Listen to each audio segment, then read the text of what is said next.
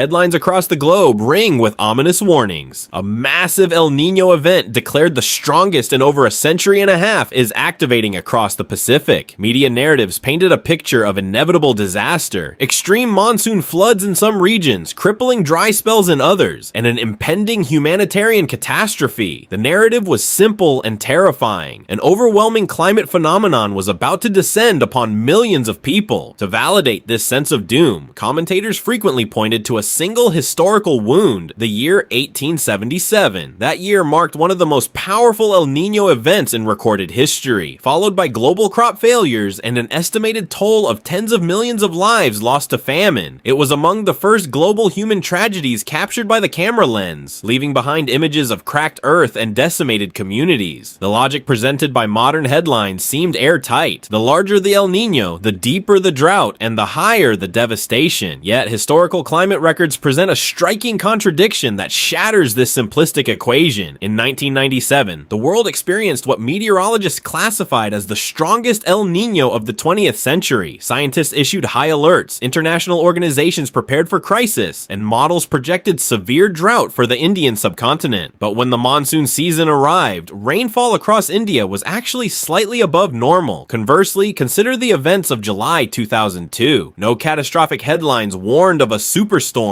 or an unprecedented ocean warming. Climate indices indicated only a weak El Niño, so mild that it was largely overlooked. Yet within weeks, monsoon clouds vanished unexpectedly, delivering one of the most severe seasonal droughts in decades. This paradox raises a fundamental question. If the largest El Niño on record produced normal rainfall, while a weak El Niño triggered a massive drought, what does the raw scale of El Niño actually tell us? The reality is that the metric emphasized in news broadcasts does not single-handedly dictate human outcomes. El Niño is merely one piece of a far larger atmospheric domino effect. To understand how ocean dynamics influence continental weather, one must look at the mechanics of the Pacific Ocean. Spanning 16,000 kilometers, the tropical Pacific acts as a global thermal engine that regulates atmospheric pressure and wind patterns thousands of miles away. Under neutral climatic conditions, a distinct temperature gradient exists across the Pacific Basin. Sunlight heats the surface waters in the western Pacific near Indonesia, while cold, nutrient-rich water wells up from the ocean depths in the eastern Pacific along the coast of South America. This temperature difference drives basic fluid dynamics. As water heats up in the west, its molecules expand, reducing its density. The lighter, warm water remains at the surface, while cooler, denser water sinks. Surrounding air absorbs this heat, expands, and rises, creating a localized low-pressure zone. As this warm, moist air ascends into the upper atmosphere, it condenses to form heavy cloud systems and precipitation. In the eastern Pacific, where surface waters are significantly cooler, air cools and subsiding motion dominates, generating high atmospheric pressure. Nature continuously seeks equilibrium, driving air from areas of high pressure toward areas of low pressure. This sustained surface movement creates the trade winds, blowing steadily from east to west across the equator. As trade winds blow westward, they push warm surface water toward Asia and Indonesia, allowing cold water from the ocean floor to rise along the South American coastline, a process known as upwelling. This creates a self-reinforcing feedback loop. The ocean temperature gradient powers the trade winds, and the trade winds maintain the ocean temperature gradient. An El Niño event occurs when this cycle breaks down. For reasons involving complex ocean-atmosphere interactions, the trade winds weaken. Without strong winds pushing surface waters westward, the pool of warm water sloshes back toward the central and eastern Pacific. The zone of rising air and cloud formation shifts eastward into the middle of the ocean, creating an atmospheric vacuum. For regions relying on seasonal monsoons, El Niño does not deliver a direct physical blow. Rather, it disrupts the broader atmospheric circulation, slowing down the transport of moisture-laden winds across distant continents. If El Niño weakens monsoon winds, why did the extreme event of 1997 fail to produce a drought in India? The answer lies in a separate oceanic phenomenon discovered by scientists analyzing Indian Ocean sea surface temperatures, the Indian Ocean Dipole, or IOD. Much like the Pacific, the Indian Ocean experiences its own temperature fluctuations between its western and eastern halves. When the western Indian Ocean, near the Arabian Sea, becomes abnormally warm relative to the eastern half, the dipole enters what is known as a positive phase. Warm waters in the western Indian Ocean create rising air currents, pulling atmospheric moisture directly toward the subcontinent and strengthening the monsoon flow. In 1997, while a super El Niño was active in the Pacific, the Indian Ocean developed an extraordinarily strong positive dipole. This localized warming acted as a climate shield, overwhelming the distant signal from the Pacific and delivering robust rainfall across the region. In contrast, during the drought of 2002, even though the Pacific El Niño was weak, the Indian Ocean dipole entered a negative phase. Cold surface waters in the western Indian Ocean suppressed moisture development, allowing even a mild Pacific disturbance to derail the monsoon. Monsoon behavior is not governed by a single ocean index. It is the net result of multiple interacting systems, including the Indian Ocean dipole, the Madden-Julian oscillation, a moving band of atmospheric pressure that modulates rainfall on weekly scales, and low-pressure systems forming in the Bay of Bengal. El Niño provides a broad background push, but regional dynamics determine where, when, and how much rain ultimately falls. The lingering terror of the 1877 catastrophe is often cited as proof of El Niño's destructive power. However, a rigorous examination of historical records reveals that climate was only a contributing factor to the loss of life. Administrative decisions and societal structural vulnerabilities were the primary drivers of human mortality. Prior to 1877, the subcontinent had already endured consecutive years of partial rainfall failure. While levels had dropped, soil moisture was depleted, and local grain reserves were low across central and southern regions. When the 1877 El Niño struck, it hit a population that was already operating at the edge of survival. More critically, the socioeconomic framework of the period magnified the natural deficit into a tragedy. During the late 19th century, imperial economic policies prioritized the extraction and export of agricultural commodities over local food security. Ground surveys and administrative letters from contemporary engineers, such as Sir Arthur Cotton, documented that while crops failed in interior districts, newly constructed railway lines were utilized to transport hundreds of thousands of tons of grain to ports for export overseas. Relief measures were severely restricted under rigid fiscal doctrines. To qualify for state aid, destitute individuals were subjected to heavy manual labor in work camps, while daily food rations were capped at caloric levels below modern basic subsistence standards. The disaster of 1877 was not merely the result of an ocean temperature anomaly in the Pacific. It was a crisis driven by structural fragility, lack of institutional buffers, and policy failure. Comparing 19th century climate impacts to modern outcomes highlights a dramatic shift in human adaptive capacity. Over the past century and a half, structural reforms, technological development, and policy frameworks have transformed how societies absorb environmental shocks. The first line of defense is early detection. In 1877, atmospheric forecasting systems did not exist. Seasonal warnings were non-existent. Today, meteorological agencies utilize satellite arrays and predictive computational models to identify climatic shifts months in advance, allowing governments to pre-position resources, adjust cropping calendars, and issue agricultural advisories. The second barrier is water infrastructure. In the late 1800s, nearly 88% of regional agriculture depended entirely on real-time seasonal rainfall. Today, extensive irrigation networks, canal systems, dams, and strategic groundwater management have significantly reduced direct reliance on immediate rainfall for crop survival. The third and most critical barrier is food security policy. Modern agricultural management relies on substantial national buffer stocks. Storage facilities maintain millions of tons of grain reserves, providing an institutional buffer against seasonal crop shortfalls. Where drought once led directly to absolute scarcity and starvation, modern supply chains and market interventions ensure physical availability, converting a potential existential crisis into a manageable economic challenge. When environmental disruptions occur today, institutional mechanisms, ranging from strategic water allocations to grain reserves, absorb the impact. The shock that once caused famine now manifests primarily as price fluctuations, policy adjustments, or economic planning considerations.